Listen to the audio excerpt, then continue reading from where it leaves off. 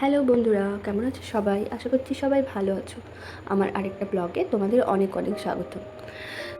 তো আজকে কিন্তু সারাদিন অনেক কাজকর্ম আছে, তো ওই জন্য একটু সকাল সকাল উঠে গেছিলাম। এমনিতেও আমি এখন এখানে এসে মানে 9টা সাড়ে 9টায় ঘুম থেকে উঠছি। মানে সুখের জীবন কি আর বলবো। তো এই সুখটা বেশি দিন থাকবে না জানি। আস্তে আস্তে সময়ও মানে ঘনিয়ে আসছে বাড়ি যাওয়ার। তো যতদিন আছি ততদিন আর কি সুখটা উপভোগ করে নিই। তো এখানে আমি আমার ব্রাশ মুখ দেওয়া কমপ্লিট করে যাওয়ার পরে সিনিকাকে ব্রাশ করিয়ে নিচ্ছিলাম। তো সিনিকার জন্য আমি কোলগেটের যে বেবিদের যে একটা মানে টুথপেস্ট পাওয়া যায় 0 to 2 ইয়ার্সের, ওটাই কিন্তু এখন ইউজ করি সিনিকার জন্য। তো ওই সকালবেলায় ব্রাশটাও করতে চাই না, তাও আমি নানা রকম কায়দা করে করি আর কি।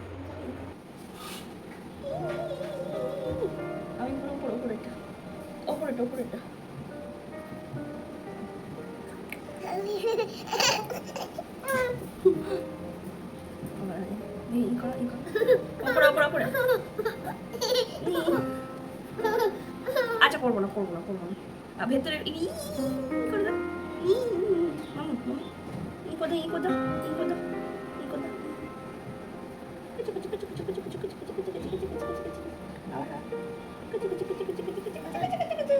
আমার ভেতরে একটু ভেতরে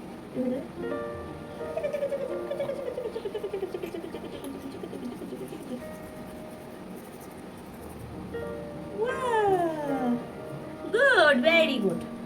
আমরা এখানে একটু ঢুকিয়ে দিই। দাঁড়া নতুন করে ফেলো। হ্যাঁ, বাহ আবার করবে। হ্যালো হ্যাঁ, হ্যালো বাবা হ্যালো, গুড।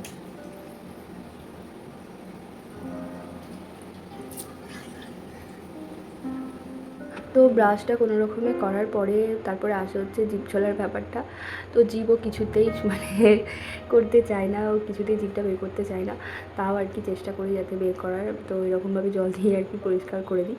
কিছুতেই মানে আর কি বের মানে করবে না জিভ, ওই কোনো রকমে আর কি করানো।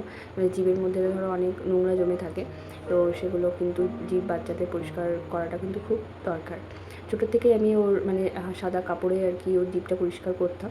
তো এখন তো ও বড়ো হচ্ছে, এখন সাদা কাপড় আমার মুখে মানে আঙুল দিয়ে ঢোকালে আমার আঙুলটাকে কামড়ে দেয়। তো ওই জন্য আর কি এরকমভাবে জিভ পরিষ্কার করি। তো ওর আমার সবথেকে বেশি মানে ব্রাশ করানোর সময় ভালো লাগে সেটা হচ্ছে, আমি দেখেছি অন্য বাচ্চারা মানে মুখ থেকে ওই যে জলটা আর কি কুলুকুচি করার সময় গিলে ফেলে, কিন্তু ও কিন্তু আমি দেখেছি মানে যবে থেকে আমি স্টার্ট করেছি ওকে আর কি করার, কিন্তু ও কিন্তু গেলে না জলটা। তো তারপর ব্রাশ করিয়ে নেওয়ার পর সকালবেলায় ওকে একটু আমি মানে গরম জল খাওয়াই। তো গরম জলটা আর কি ও অতটা খেতে চায় না, তাও আর কি একটু করে দিই। আর এই গরম জলটা আমি ওকে অনেক মানে ছোট্টোবেলা থেকেই দিই। যখন ও ছোটো ছিল মানে ওই 6 মাস বা 7 মাস পর থেকে আর কি এটা শুরু করি গরম জলের এটা দেওয়া। তো সকালবেলা সবারই একটু করে গরম জল খাওয়া ভালো, তাতে পুরো যে পেটটা সেটা কিন্তু পরিষ্কার হয়ে যায়। আর ওকে একটু করে আর কি জলটা মানে দিই যাতে ও খেয়ে নেয়। এমনি নর্মাল টাইমে ওকে যখন মানে জল খাওয়াই তখন কিন্তু ও হাতে মানে গ্লাসে ধরেই জলটা খেয়ে নেয়, কিন্তু এই সকালবেলায় মানে ওকে যদি আমি হাতে ধরিয়ে দিই গ্লাসটা, কিছুতেই আর কি জলটা খেতে চায় না। তো সকালবেলায় যে জলটা সেটা কিন্তু আমাকে ওকে খাইয়ে দিতে হয় আর কি। তো এরপর ওকে জলটা খাইয়ে নেওয়ার পরে একটু ঘোরাঘুরি করে তারপরে কিন্তু ওকে আমি ব্রেকফাস্ট করিয়ে দিই। তো সকালবেলায় ও যখনই ওঠে আমি তখনই কিন্তু ব্রেকফাস্টটা করিয়ে দিই। আর সিংহটা কিন্তু বরাবরই মানে একটু বেলা করেই ঘুম থেকে ওঠে। যখন ও আর কি ছোটো ছিল তখনও কিন্তু ও মানে বেলা করেই আর কি ঘুম থেকে উঠতো। ও মানে অন্য বাচ্চারা আছে যারা সকাল সকাল ঘুম থেকে উঠে যায়, শ্রীনিকার কিন্তু সেটা নয়। ও কিন্তু বরাবরই বেলা করেই ঘুম থেকে ওঠে। তো ওর মানে ঘুম থেকে প্রায় ওঠে হচ্ছে 9টা সাড়ে 9টা এরকম করে ওঠে। তো কোনো দিন 8:30-তে উঠে যায়। তো তারপরেই কিন্তু আমি ওকে ব্রেকফাস্ট করাই। তো সকালের ওর যে ব্রেকফাস্টটা ওটা একটু দেরি হয়ে যায়, যেহেতু ও ঘুম থেকে উঠতে লেট করে ওই জন্য। তো তারপরে কিন্তু সব মানে টাইম টেবিলই ওর রাখার চেষ্টা করি সব কিছু খাবার দাবার। এই সকাল সকাল তোকে এই কাজগুলো কে করতে বলেছে? হ্যাঁ, সকাল সকাল রসুন বাছতে বসে গেছিস? কি কাজ, বাপরে বাপ।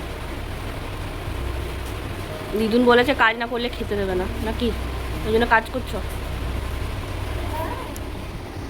এদিকে চলে এসো, চলো খাবার খাবে, চলো এসো, খাবার হয়ে গেছে। নেমে যাবে, তাড়াতাড়ি নামো, নামো, নিচে নামো। হ্যাঁ, একদম ফেসে গেছে। এই রে, এই রে, এই রে, নামিয়ে দে একটু, নামিয়ে দে, নামিয়ে দে, টেনে নামিয়ে দে।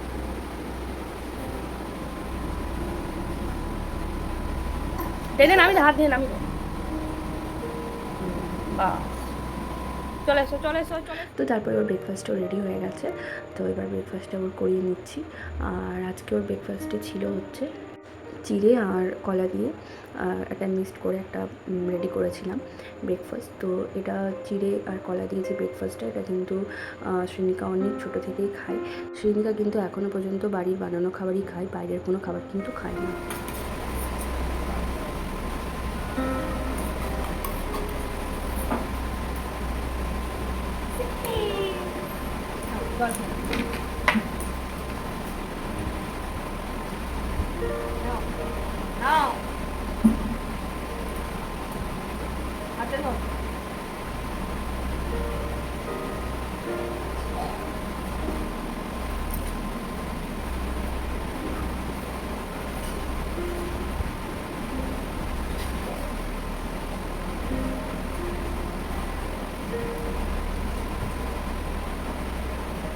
তো এরপর ওকে খাওয়ানোর পরে আমি একটু খাচ্ছিলাম হচ্ছে চা। আর তো না, একটা কথা বলে রাখি, আমি কিন্তু চাটা এখন এখানেই দুর্গাপুরে এসে মানে খাচ্ছি। আর দুর্গাপুরে এলে আমি কেন জানি না আমার মানে ভীষণ চা খেতে ইচ্ছা করে, কিন্তু যখন আমি আহমেদাবাদে থাকি তখন কিন্তু আমি সকালবেলায় চা খাই না। তো আগে যারা আমার ব্লগ দেখেছো তারা দেখতেই পাবে, সকালবেলায় আমি একটু গরম জল খাই, আর যদি কোনো দিন চিয়া সিড ভেজাই তো সেটা কিন্তু মধু আর লেবু দিয়ে খাই। দুর্গাপুরে এলেই কিন্তু আমার সব কিছু খাওয়া দাওয়া উল্টোপাল্টা হয়ে যায়। তো তারপরে আর কি আমি চাটা খেয়ে এই সবজিগুলো কেটে রেখেছিলাম। তো আজকে আমাদের কি রান্না হবে তোমাদের পরে দেখাবো। তো তারপরে শ্রীনিকাকে একটু ফল কেটে দিয়েছিলাম, ও ফল খেয়েছিল। তো তারপর এই দেখো আমাদের একটু ঘরটাও একটু ঝাড়াঝুড়ি চলছিল, তো ওই জন্য সব কিছু মানে খালি করে বাইরে সব রাখা হয়েছিল। তো বাইরে এই দেখো এত এত জিনিসপত্র, সব আমার ভাইয়ের আর কি সব জিনিসপত্র, খাতা বই সব কিছু, আর ওগুলো নিয়ে ওই দেখো কী করছে দেখো।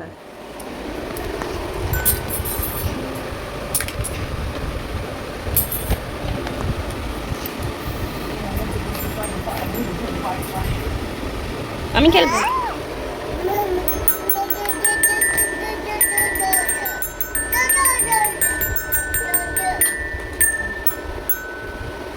তো মামামের চান হয়ে গেছে, চান করে নিয়েছে, এবারে একটু খেলু খেলু করছে, তারপরে কিছুক্ষণ পরে ভাত খাবে। খেলু খেলু করো।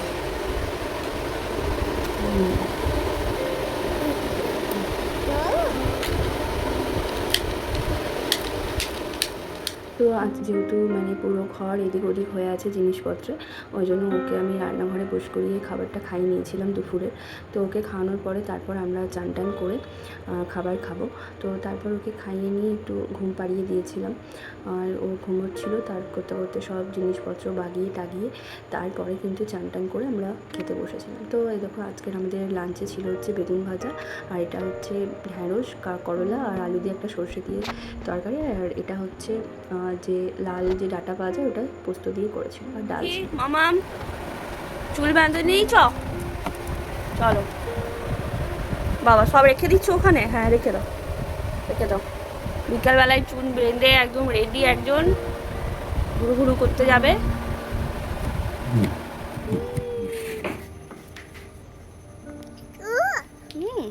চলো।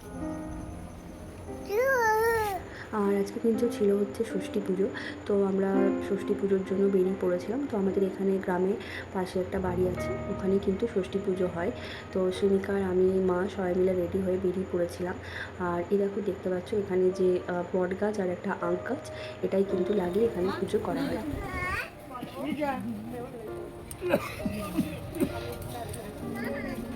নম করে নাও। পুজো হয়ে গেছে মামা, ও দেখছে। কাপড় গুছাচ্ছ মামাম? আটা মেখে রুটি করে কাপড় গুছাচ্ছ? কত কাজ করে সারাদিন ধরে। তো তারপর সারাদিন ও আর কি এত দৌড়ঝাঁপ করে এখন ওকে আমি রাতে ডিনারটা খাইয়ে নিচ্ছিলাম।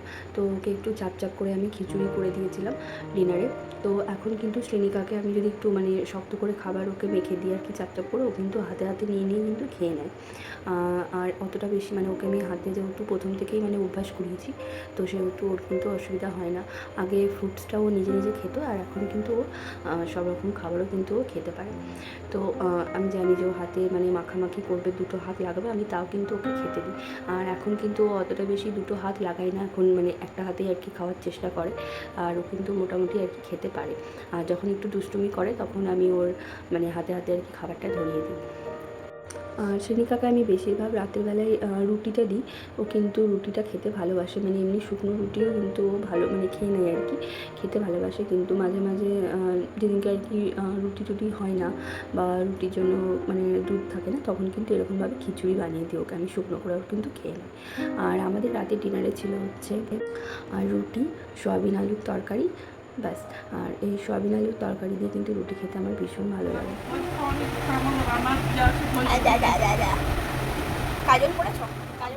তো ব্যাস, সারাদিন ধরে এই জার্নি করে এখন বদমাইশি করে এখন কিন্তু ওর ঘুম চলে এসেছে। আর ও কিন্তু এখন ঘুমের জন্য মানে আমাকে আমার ওপর পড়ে দিচ্ছে, কান্নাকাটি করছে। তো চলো আজকের ব্লগটা এখানেই শেষ করছি, আবার তোমাদের সাথে দেখা হবে আবার একটা অন্য কোনো ব্লগে। আর আমার ব্লগটা কেমন লাগলো দেখতে অবশ্যই আমাকে জানিও। তা করতেও তোমরা ভালো থেকো আর সুস্থ থেকো।